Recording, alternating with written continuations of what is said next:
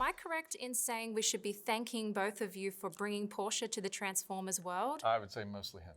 So why did it take so long for Porsche to be involved in the Transformers? Well, I think they had a glimpse in with Jazz's character. There was a Porsche, but for us, we wanted to highlight more of Porsche, the car itself, and specifically Mirage, who he was.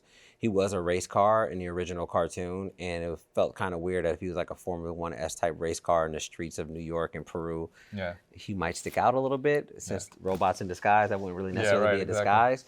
And so when actually going through the traits and who he was, the Porsche vehicle just sounded like the right partnership. And I also wanted to pay homage to Michael Bay. I'm not gonna lie, like Bad Boys 1 was like my jam and the film that inspired me to become a filmmaker. So it was nice to kind of tip my hat to that and him.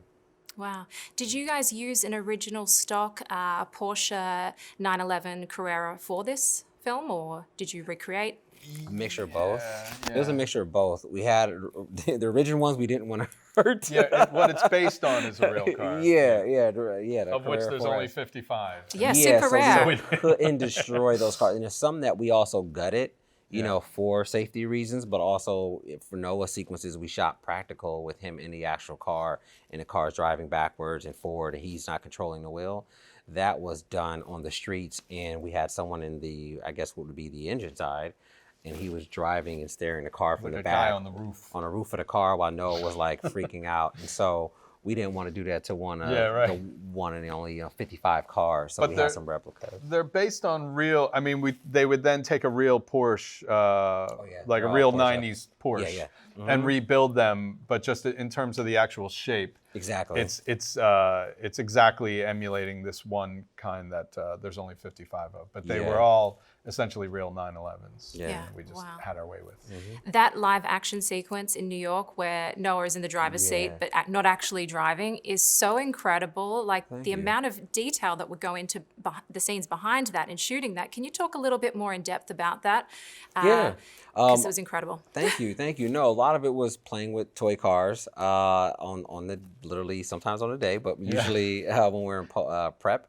So we're just trying to figure out what are the craziest things we can do and how to build a relationship between Anthony and Mirage. So if you're really paying close attention to the whole sequence, every move is kind of like a back and forth. It's like, hey, take the freeway. Hey, do this. Like they're actually interacting, and you get a sense of Mirage's character. That was the goal through the action sequence. Like, oh, he's really good. He's a good driver. He showboats a little bit. He can drive backwards, and then occasionally you see the one part where he's being really funny when he transforms and does multiple Mirages, and you see Noah like flicking off the cops and someone throwing up the deuce and smiling.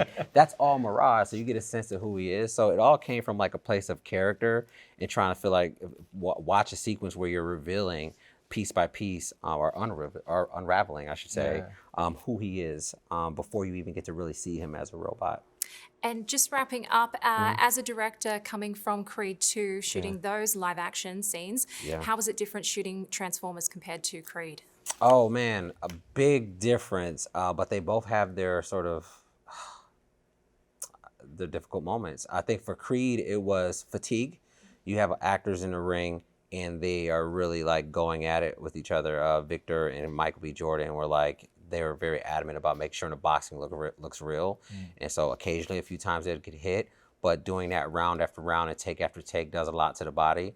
And in this one, it's similar with the cars. It can do a lot to the body. Anything can happen. In particular, we're dealing with older vehicles as well. So like some weren't built for the roads. Optimus Prime trying to ride him down a switchback was really difficult.